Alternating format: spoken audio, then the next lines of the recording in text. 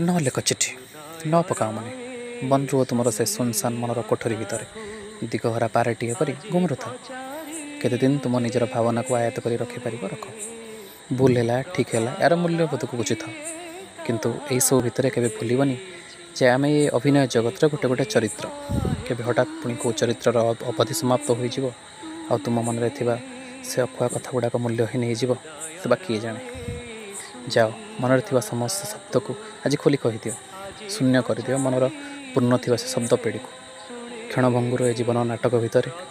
तुमर ए रुष पुणी निरर्थक न हो जाओ तुम नीरवता बुझी लोकटी पुणी थे नीरव न हो जाओ तेणु जाओ आ मनर प्रश्नवाची को एक पार्श्व रखी जाबुड़ी धर से चरित्र को फेरी जाओ यही होली रे रंगीन कर दियो निजर मन मस्तिष्क निजर संपर्क आ निजर आसुवा भविष्य को होली शुभकामना।